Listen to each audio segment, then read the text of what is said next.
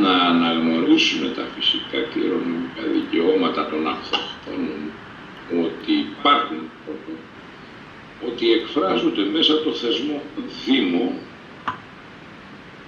και ότι ο Δήμαρχος είναι ο θεματοφύλακας των κληρονομικών του δικαιωμάτων. Το μυστικό και το κλειδί είναι ότι αναγνωρίζουν ότι ο Δήμαρχος είναι ο θεματοφύλακας των κληρονομικών δικαιωμάτων. Γι' αυτό και απαραίτητα για να εκλεγεί σε αυτή τη θέση θέλει 51% κυβέρνηση. Αυτό είναι το ένα σκέλος. Τότε υπάρχει και ένα δεύτερο.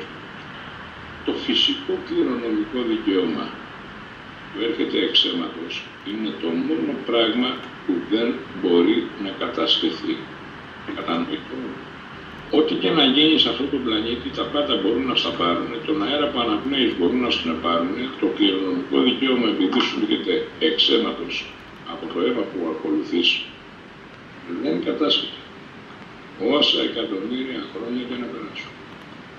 Αφού λοιπόν δεν μπορούν να ανταλλάξουν αυτό και δεν μπορούν να κατασχέσουν το κληρονομικό δικαίωμα, γιατί δεν γίνεται τίτλος στο κληρονομικό δικαίωμα, τι κάνανε?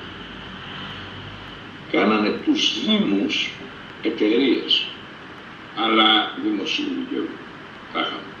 Κάνοντας το Δήμο εταιρεία, νομικό πρόσωπο, προσέξτε, νομικό πρόσωπο σημαίνει ότι είναι νομική προσωπικότητα. Είναι το ακριβώς αντίθετο της ανεξάρτητης αρχής. Άρα μπορείς δικαστικά να τον κυνηγήσεις στο Δήμο, γιατί πλέον έχει αποκτήσει νομικό πρόσωπο. Ενώ πριν δεν μπορείς να τον ακουμπήσεις στο Δήμο. Κάνοντας τον εταιρεία νομικό πρόσωπο, νομική προσωπικότητα, αποκτώντας ο Δήμος νομική προσωπικότητα, ας είναι δημοσίου χαρακτήρα, δημόσιου δικαίου, είναι τίτλος από μόνος του αυτός. Άρα μπορείς με όποιο τρόπο θέλεις να κατασχέσεις τον τίτλο. Ότι γίνεται νομική προσωπικότητα, νομικό πρόσωπο, είτε ιδιωτικού του δημοσίου δικαίου κάτι, αυτομάτως αποκτάει τίτλο. Και ως τίτλος μπορεί να κατασχεθεί. Από τη στιγμή που γίνεται τίτλος ο Δήμος, δηλαδή οι φυσικές οντότητες, με το κληρονομικό δικαίωμα που δεν μπορεί να σε ακουμπήσει κανένα στο κληρονομικό δικαίωμα, ξαφνικά βρίσκεται να γίνεται τίτλος ο Δήμος. Άρα, ό,τι περιουσία ανήκει εθνικής στις φυσικές οντότητες, τιτλοποιείται μέσω του νομικού προσώπου τίτλος Δήμος και μπορεί να κατασχεθεί το νομικό πρόσωπο τίτλος, κατ' επέκταση να έρθει σε δουλεία η περιουσία. Η περιουσία καθεαυτού η εθνική δεν μπορεί να κατασχεθεί, ας υπογράψουν ό,τι θέλουν. Αλλά μπορεί να περιέλθει σε δουλεία. Ξέρετε τι σημαίνει σε δουλεία? Να την πάρει κάποιος να την εκμεταλλεύεται, να την διαχειρίζεται, να εισπράττει τα παραγωγά της, τα πάντα.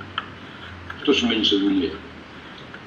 Έτσι λοιπόν, στείνοντας το 89 την επανααναγνώριση των καθοστριακών δήμων και των κληρονομικών δικαιωμάτων των φυσικών οντοτήτων αυτοχθόνων κυρίαρχων Ελλήνων, που μέχρι εκείνη τη στιγμή είναι υπήκοοι και δεν τους αναγνωρίζεται τίποτα, ξαφνικά βρίσκεται μια τρομερή κρατεότητα στα χέρια του Δήμου, αναγνωρισμένη και με δύο ευρωπαϊκές συνθήκες είναι αυτές οι δύο αναγνωρίσεις επικυρώσεις που είπα ότι γίνανε στη συνέχεια. Δηλαδή είναι 4 πράξεις συνολικά. 2 μέσα στην Ελλάδα και 2 πανευρωπαϊκά.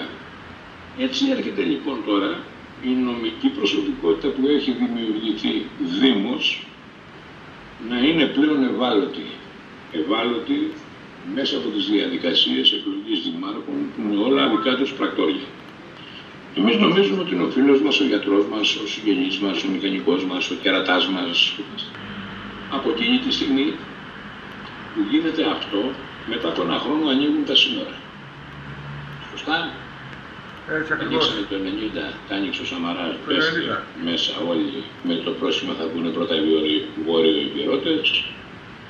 Ό,τι ακολούθησε μετά και όσοι έχουν έρθει στην Ελλάδα και κάθε καρυδίας καρύδης με όποιο τρόπο έχουν έρθει, το έχετε καταλάβει. Από εκείνη τη στιγμή όμως που γίνεται αυτό, δεν υπάρχει ένα φεκ. δεν υπάρχει ένα επίσημο χαρτί, ένα καταστατικό που να ορίζει και να καθορίζει ποια είναι αυτή που μας λένε ως ελληνική δημοκρατία. Όλοι λέμε για την ελληνική δημοκρατία. Τα χαρτιά μας λένε για την ελληνική δημοκρατία. Αλλά χαρτί που να λέει και να ορίζει ποια είναι η ελληνική δημοκρατία δεν υπάρχει. Μέσα σε αυτό που στείλουμε τώρα με τις νομικές οντότητες, προσωπικότητες, νομικά πρόσωπα δημοσίου δικαίου, δήμους, τι κάνουμε? Με όρια νομών, μέσα από τους ίδιους τους δήμους, έχουν αλλάξει το Σύνταγμα και λένε ότι ο κυρίαρχος λαός αποφασίζει και εν ονόματι του κυρίαρχου λαού γίνονται όλα. Άρα ο κυρίαρχος λαός πρέπει να εκλέξει αντιπροσώπους για να αποφασίζουν. Έτσι λοιπόν η εκλογή των αντιπροσώπων γίνεται μέσα από μια διαδικασία που λέγονται εκλογές. Οι εκλογές γίνονται στους δήμους και οι δήμοι, οι δημότες, οι φυσικές οντότητες εκλέγουν τον αντιπρόσωπό τους για τη λαϊκή τους κυριαρχία και για την έκφραση της βούλησής τους. Αυτός που εκλέγεται ως αντιπρόσωπος μέσα από τους δήμους είναι αυτός που τον ονομάζουμε βουλευτή. Έτσι λοιπόν εκλέγονται στην συνολική ελληνική επικράτεια 300 βουλευτές. Μέσα από τους δήμους οι βουλευτές, αντί να εκλεγούν με τα κριτήρια της έκφρασης της βούλησης των κυριάρχων μέσα στους δήμους τους, εκλέγονται με τα κριτήρια της πολιτικής τάχα μου ιδεολογίας και τοποθέτησής τους μέσα από κάποιους μηχανισμούς που λέγονται κόμματα. Δηλαδή, ο Έλληνας αυτόχθονας ηθαγενής που είναι αναγνωρισμένα τα δικαιώματα αυτά και ότι είναι τελικός δικαιούχος εξαίματος και έχει κληρονομικό δικαίωμα και προστάτης του κληρονομικού δικαιώματος είναι ο Δήμαρχος, εκλέγει αντιπρόσωπό του να βούλεται, να αποφασίζει για αυτόν, τον ονομάζει βουλευτή. Αλλά το κριτήριο του ιδιοκτήτη αυτόχθονα τελικού δικαιούχου κληρονόμου εξαίματος δεν είναι το τι θέλει πραγματικά αυτός, αλλά η πολιτική ιδεολογία κάλυψη ενός κόμματος. Κατανοητό με εγώ. Πάλι οι υποψήφοι που διεκδικούν την ψήφο των αυτοχθόνων κυριάρχων, κληρονόμων και τελικών δικαιούχων εξαίματος είναι πράκτορες κάποιων άλλων που σφετερίζονται το δικαίωμα στη βούληση και στη συμμετοχή στη βούληση των αυτοχθόνων.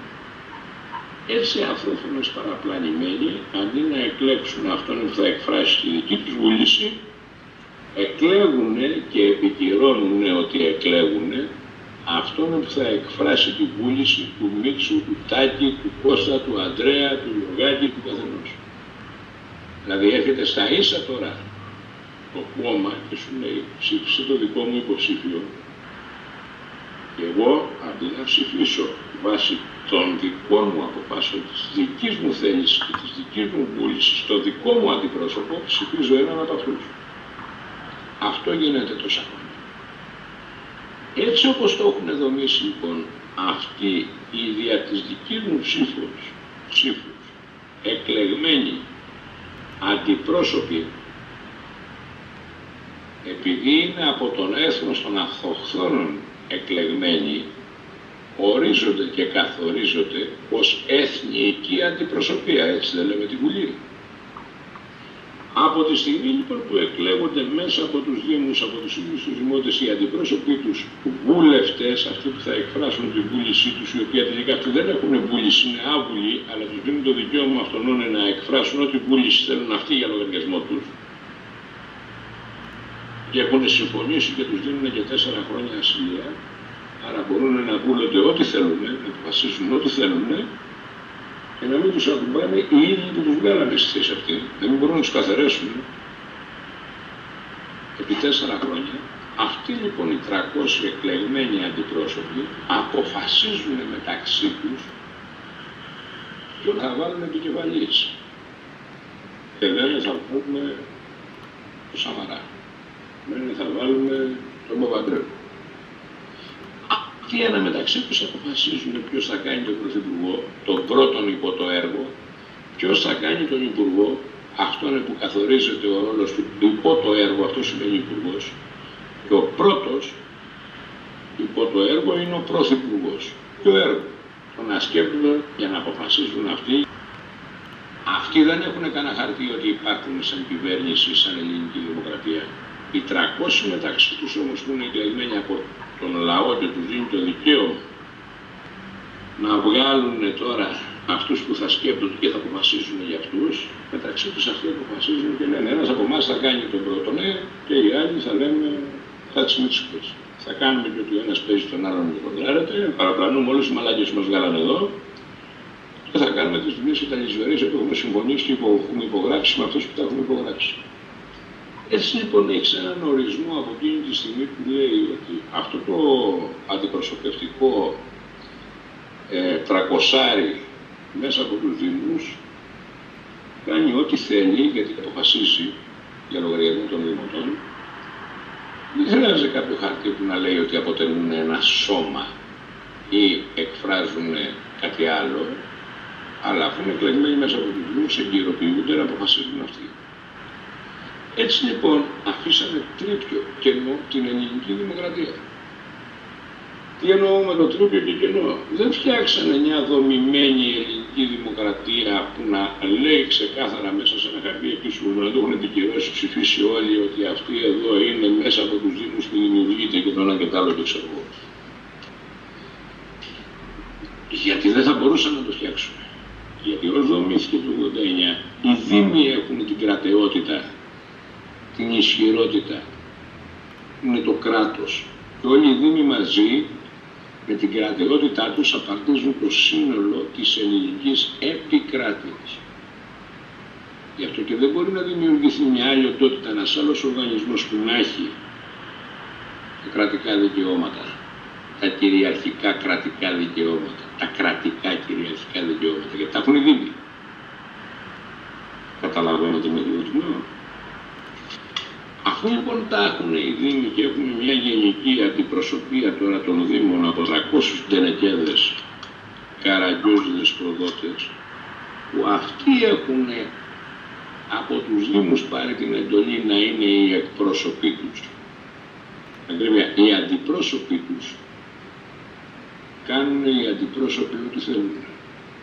Και δεν χρειάζεται να ρωτήσουν τους εντονείς τους, γιατί είναι αντί του προσώπου τους. Έτσι λοιπόν ψηφίζουν και υπογράφουν ό,τι θέλουν.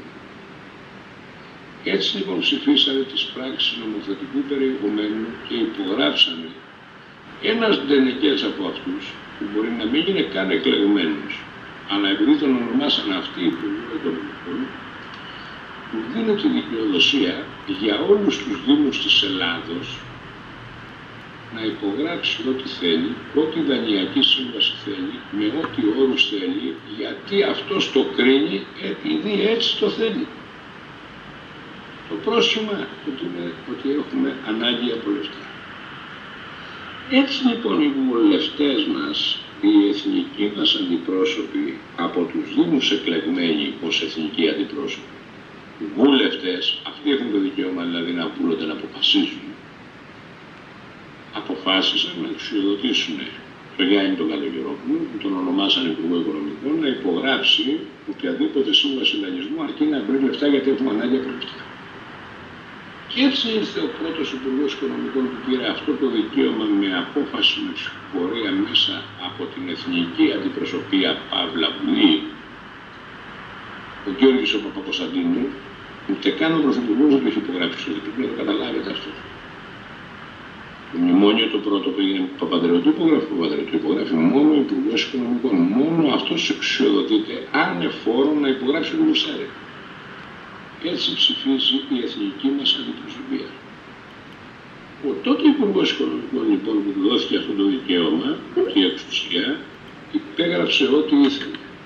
Έτσι λοιπόν υπέγραψε την ολοσχερή παράδοση αμετάκλητα και άνεφόρων όλης της ελληνικής περιουσίας, παρέτηση της ασυλίας για πάντα αμετάκλητα και ανεφόρων, να μην μπορούμε να χρησιμοποιήσουμε την περιουσία, να μην μπορούμε να επικαλεστούμε λόγους εθνικής κυριαρχίας, δεν μπορούμε να κάνουμε τίποτα. Ό,τι δομήσανε λοιπόν τότε,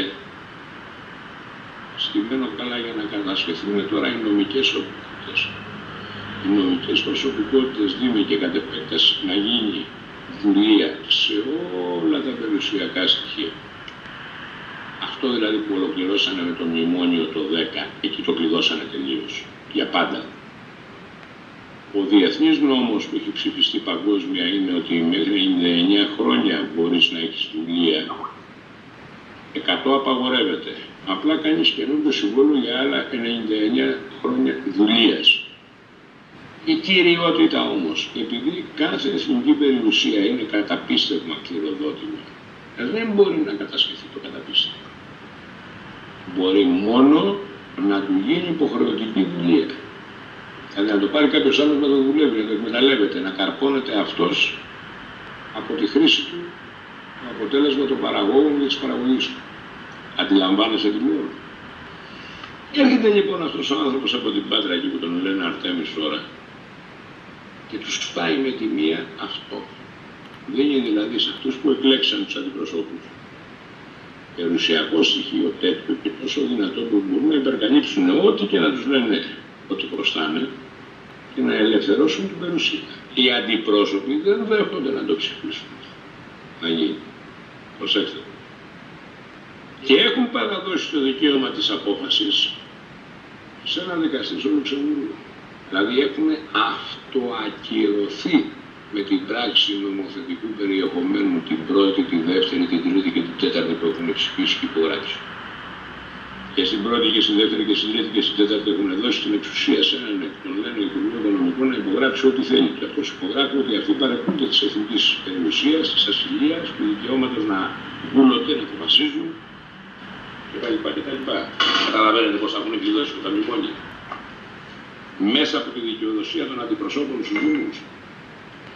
Έρχεται λοιπόν ο Σόρας, καταθέτει τα λεφτά, αυτοί τα αναγνωρίζουν ότι τα λεφτά αυτά είναι πραγματικά υπάρχουν, αλλά δεν τα χρησιμοποιούν. Μα δεν μπορούν να πάρουν και απόφαση να τα χρησιμοποιήσουν. Δεν μπορούν να βγουν δημόσια όμως και να πούν ότι μας έχει αφαιρεθεί το δικαίωμα της απόφασης. Γιατί εμείς εδώ πέρα είμαστε βουλευτές, άρα βουλούμε σημαίνει αποφασίζουν. Ναι, αλλά δεν μπορώ να αποφασίσω, ούτε τι βουλευτής είμαι, πρέπει να εξαφανιστούν όλοι. Πάνω σε αυτό τους κάνει τη μήνυση για αισιάτη προδοσία ο Σόρας. Παρ' όλα αυτά δεν μπορεί να τους απαιτήσει να πάρουν χρήματα από εκεί για να πληρώσουν. Έτσι λοιπόν ο Σόρας ψάχνει να βρει άλλο νομικό τρόπο που να είναι πάνω από όλα αυτά. Ο άλλος νομικός τρόπος θα είναι πάνω από όλα αυτά είναι ο θεματοφύλακας θεσμός εκλεγμένος με 51% σε επίπεδο νομικό πρόσωπο δημοσίου δικαίου Δήμου ως θεματοφύλακας των κληρονομικών δικαιωμάτων. Άρα, αφού είναι θεματοφύλακας των κληρονομικών δικαιωμάτων, προστάτης θεσμός δηλαδή, είναι προστάτης θεσμός και της κληρονομούμενης περιουσίας στα κληρονομικά δικαιώματα. Και έτσι έρχεται και επεμβαίνει τώρα ο Δήμαρχος και λέει εγώ ως προστάτης θεσμός ψάχνω να βρω ποιον μπορεί να δομήσει χρηματοδότηση για να ξεφύγουν από το πρόβλημα αυτό που συμβαίνει όλοι οι κληρονόμοι και το κληρονομικό τους δικαίωμα που εγώ προστατεύω. Βρίσκω και κρίνω ότι βρήκα τον ικανό που λέγεται Αρτέμις Σόρας. Άκου Αρτέμις Σόρα. Σου δίνω διαταγή, αλλά σου δίνω και τη δικαιοδοσία του εγώ θεματοφύλακας και σε χρήζω θεματοφύλακα στη θέση μου. Να πας εσύ λοιπόν, πού να πας, στα κληρονομικά δικαιώματα και στα κληρονομικά χρήματα που εγώ προστατεύω. Και σου μιλάω εκ μέρους των κληρονόμων ως θεματοφύλακάς τους. Δεν μπορώ να δώσω αλλιώς την εντολή. Να πας λοιπόν στο κληρονομικό δικαίωμα, στα κληρονομικά τους χρήματα των κληρονόμων που εμένα με εκλέξανε θεματοφύλακα και να πάρεις ένα ποσό τέτοιο να μπορείς δίνοντάς τους αυτονούν τη νομή. Γιατί έχουν το κλήρο, δικά τους δηλαδή τα χρήματα, εξαίματος δικαίωμα, κλήρου, να τα χρησιμοποιήσουν οι ίδιοι για να ελευθερωθούν και για τα προσωπικά τους βάρη, ό,τι και αν χρωστάνε, αλλά και για τα δημόσια βάρη εκτός και εκτός Ελλάδος που έχουν υπογράψει, που έχουν δημιουργηθεί, είτε αληθινά είτε ψεύτικα. Γι' αυτό το λόγο τους έχουν δημιουργήσει άνθρωποι παράγοντες, δηλαδή μια κρίση η οποία χαρακτηρίζεται ανθρωπογενής, γιατί δεν έχει προέλθει από πόλεμο ούτε από φυσικές καταστροφές. Τριών ειδών είναι οι κρίσεις. Είτε είναι δημιουργημένες από ανθρώπους, οπότε χαρακτηρίζονται ανθρωπογενείς, είτε είναι δημιουργημένες από φυσικά φαινόμενα, σεισμούς, χαρασμούς, καταποντισμούς, οπότε είναι από γεωφυσικά, γεωλογικά φαινόμενα, είτε είναι από πόλεμος, κατάσταση πολέμου, οπότε είναι η τρίτη μορφή κρίσης. Και εμείς βιώνουμε την ανθρωπογενή κρίση. Έτσι λοιπόν ο προστάτης θεσμός των κληρονομικών δικαιωμάτων, αλλά και των κληρονομούμενων περιουσιακών στοιχείων επί των κληρονομικών δικαιωμάτων, που είναι ιδιαίτερα. Πηγαίνοντας στα κληρονομικά τους λεφτά, σου δίνω το θεσμό μου, σε διατάσσω να πας να δομήσεις τη χρηματοδότηση. Και αν και εφόσον τα καταφέρεις, θα φέρεις τα χρήματα και θα τους δώσεις τη νομή. Τη νομή για να την αποκτήσουν θα πρέπει οι ίδιοι οι κληρονόμοι να δημιουργήσουν εταιρείες ειδικού σκοπού και μέσα από αυτές να δηλώσουν το κληρονομικό τους δικαίωμα και ότι είναι οι κύριοι και οι αρχή που αποφασίζουν. Είναι οι αρχή. Γιατί είμαστε εξαίματος συνεχιστές αυτών των πρώτων που δηλώσανε μετά από 2.100 χρόνια συνεχούς σκλαβιάς, 1822, που ξαναελευθερωθήκανε ως φυσικές οντότητες στο κληρονομικό τους δικαίωμα εξαίματος. Έλληνες, αυτόχθονες, κυρίαρχοι Έλληνες. Εκεί επάνω, όταν του μεταφέρει ο Δήμαρχος το θεσμό που έχει, του θεματοφύλακα, όχι του Δημάρχου διαχειριστή του Δήμου, μην μπερδευτείτε ποτέ, αλλά το θεσμό της θεματοφυλακής του μεταφέρει τους ώρα και το μεταφέρει αμετάκλητα, ανέγκλητα και με μεταθανάτια ισχύ. Και το δίνει μία σειρά διαταγές. Ακόμα και πώς θα κάνει τη μεταφορά της νομής, ακόμα και το πώς θα αντιμετωπίσει κάθε έναν που θα πάει απέναντι και δεν θα προσπαθήσει να μην αφήσει να εξελιχθεί η διαταγή του Δήμαρχου. Ο Δήμαρχος λοιπόν, ο οποίος είναι ο θεματοφύλακας εκλεγμένος με 51%, είναι ανώτερος από τον βουλευτή και διατάσσει τον βουλευτή. Άρα, γιατί είναι ο θεμέλιος θεσμός προστασίας των κληρονομικών δικαιωμάτων των αυτοχθών. Άρα ο βουλευτής μπορεί ο ένας να χαρακτηρίζει τον άλλον υπουργό ή πρωθυπουργό ή και έναν από αυτούς να του λένε «Εσύ και πρόεδρος της Δημοκρατίας». Είναι όλοι κατώτεροι του Δημάρχου. Και του λέει ο Δήμαρχος τώρα σου μεταφέρω το θεσμό μου για να τους γαμίσει στο σπίτι όλων που θα βρεθούν αντιμέτωποι με την πραγματικότητα και θα θελήσουν να την εμποδίσουν. Έτσι λοιπόν παίρνει αυτά τα δικαιώματα του φορέα κυρίαρχης κρατικής εξουσίας του ΣΟΡΑ θεματοφύλακα για να υλοποιήσει τη δόμηση χρηματοδότησης, αλλά και να καταστήσει νομέα για να κάνει χρήση πλέον νομέας και να διώξει από πάνω του κάθε βάρος από την ανθρωπογενή κρίση που έχει δημιουργηθεί. Έτσι λοιπόν ο ΣΟΡΑς, κάνοντας χρήση των αμετάκλητων δικαιωμάτων του Δημάρχου θεματοφύλακα προστάτη θεσμού των κληρονόμων και των κληρονομικών δικαιωμάτων, δίνει διαταγή στον Τσίπρα ελέσει την εντολή των αδερφών του κυρίαρχου αυτοχθόνων Ελλήνων. Ο ΣΟΡΑς λοιπόν έχει αρμοδιότητες και την απολυτική ελευθερία των κινήσεων να μεταφέρει ακόμα και σε άλλους την εξουσία που πήρε από τον Δήμαρχο του θεματοφύλακα. Και αυτοί οι άλλοι μπορούν να είναι φυσικά πρόσωπα ή και εταιρείες, για να καταλάβετε τώρα πως κλειδώνει της ΜΚΟ στον κάθε Δήμο.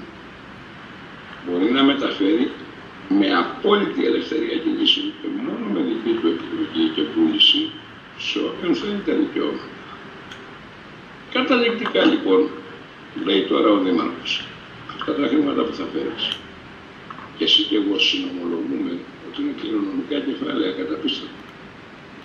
Αφού λοιπόν είναι καταπίστευμα και έχει τελικούς δικαιούχους, ένας που θα έρθει και θα δηλώσει τελικούς δικαιούχους αυτού του καταπιστεύματος, θα του δώσεις τη νομή στο ανάλογο ποσό ή ποσά που χρωστάει για να κάνει χρήση της νομής και να πληρώσει ό,τι χρωστάει. Αυτό λοιπόν για να υλοποιηθεί πρέπει να γίνει κάτι πολύ συγκεκριμένο.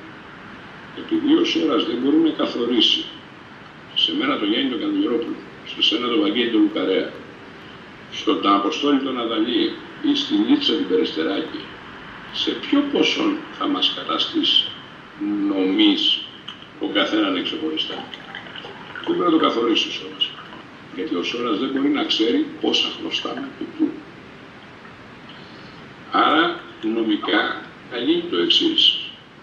Ο καθένας εκεί που χρωστάει να δώσει εντολή, να του βεβαιώσουν τι χρωστάει, να κοινοποιήσει την εντολή στον Αρτέμιτο Σόρα ότι δίνει εντολή παράδειγμα στην εφορία που χρωστάει, δίνει εντολή στην τράπεζα που χρωστάει, στο ΙΚΑ, στη ΔΕΗ, οπουδήποτε.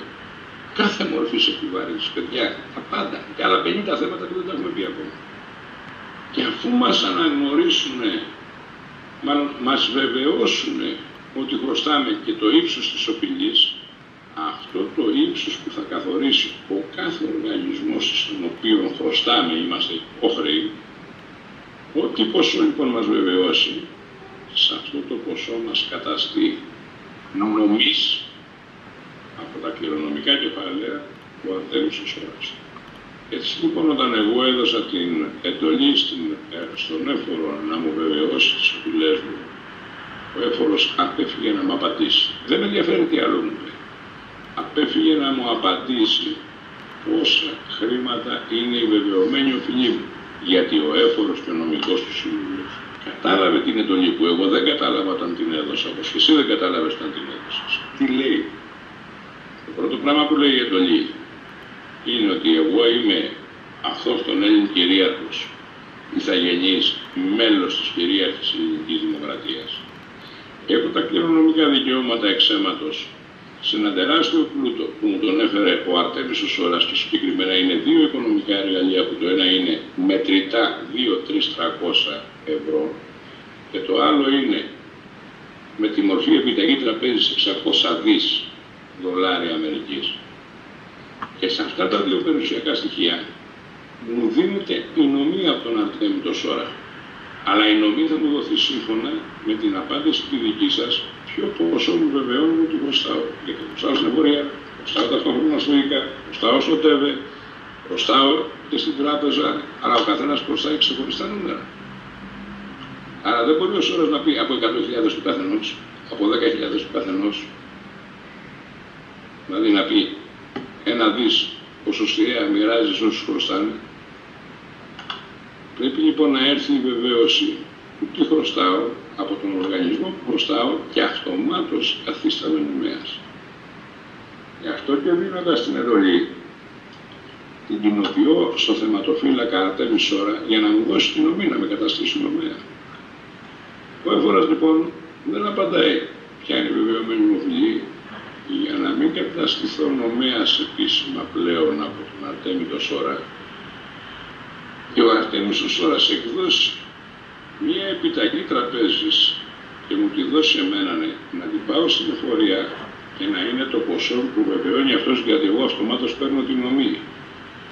Καταλαβαίνετε τώρα, όχι τι κάνει ο έφορος ή τι κάνει ο διευθυντής του ΙΚΑ, αλλά πραγματικά τι έχει στήσει νομικά ο Σόρας με τον Δήμαρχο που είναι ανώτερος όλων. Το καταλαβαίνετε που καταλήξαμε τώρα σε ποιο επίπεδο. Αυτό λοιπόν είναι μία αντιμετωπίση νομικά. Δεν μπορεί να γίνει αλλιώς. Μόνο με αυτόν τον τρόπο γίνεται στον πλανήτη Γη. Ο μεγάλος εγκλωβισμός του καθεστώτος είναι ακριβώς αυτός. Ότι το έχει κάνει τόσο τέλεια, το έχει στήσει ο Σόρας, που δεν αντιμετωπίζεται. Τώρα κάντε μου ό,τι ερώτηση θέλετε, αν καταλάβατε πόσο απλά μέχρι εδώ σας το εξήγησα όλο το θέμα. Και πάνω μετά από αυτά που είπες, Γιάννη, πλέον καταλαβαίνουν και όλοι για ποιο λόγο γράφει μέσα στο εξώδικο ότι ο Αρθέμης ο Σόρας συνενεί. Συνενεί στην ομή, στον βεβαιωμένη οφειλή. Γιατί πολλοί δεν το καταλαβαίνανε. Δηλαδή Γιάννη, εμείς στην ουσία ζητάμε από την εφορία, από όλα τα μία που καταθέτουμε την εξοδότηση, να μας βεβαιώσουν. Τρία πράγματα μαζί είναι η εντολή στην εφορία. Πρώτον, ότι είμαστε Έλληνες αυτόχθονες κυρίαρχοι. Και είμαστε τελικοί δικαιούχοι δύο συγκεκριμένων ποσών. Γιατί εδώ ασκείς κυριαρχία είναι το ίδιο με το σπίτι που στο έχουν πάρει, παιδί μου. Μόνο εσύ που είσαι ο ιδιοκτήτης μπορείς να το πληρώσεις. Μα το δικό μου χρέος δεν μπορείς εσύ να μου το πληρώσεις στην εφορία. Μόνο εγώ που το χρωστάω που να το πληρώσω. Και το πρώτο πράγμα που δηλώνω είναι το ποιος είμαι. Ταυτόχρονα με αυτή τη δήλωση συνεπάγεται ότι δηλώνω ταυτόχρονα και τι έχω να χρησιμοποιήσω για να πληρώσω. Και ότι μου δίνεται η νομή. Αλλά το ποσό που θα μου δοθεί η νομή είναι ότι μου βεβαιώσει εσύ, κύριε Έπορα. Σου δίνω λοιπόν διπλή εντολή. Και σου δίνω και εξουσιοδότηση. Και εντολή και εξουσιοδότηση διαρκείας. Η μία εντολή να μου βεβαιώσεις, η δεύτερη είναι να πάρεις από το λογαριασμό μου ότι μου βεβαιώσεις, γιατί αυτομάτως καθίσταμε νομέας με το που το βεβαιώνεις, γι' αυτό ο Σόρας συνενεί. Και στο τρίτο σου δίνω εξουσιοδότηση με την εντολή διαρκείας, γιατί και ό,τι άλλο μου βεβαιώσει στο μέλλον θα το εισπράττεις για λογαριασμό μου. Κατανοητό. Κατανοητό. Γι' αυτό οι εφορίες και οι τράπεζες αποφεύγουν να απαντήσουν στη βεβαιωμένη οφειλή και γράφουν άλλα αντάλλο στις απαντήσεις τους. Ακριβώς. Και δεν σου λένε τι προστάσεις. Και αυτός είναι και ο λόγος που οι επιτροπές που έκανε το Υπουργείο Οικονομικών διαλυθήκανε. Γιατί δεν μπορούσαν να βρουν νομική βάση για να ρίξουν το εξώδικο. Δεν πέφτει με τίποτα.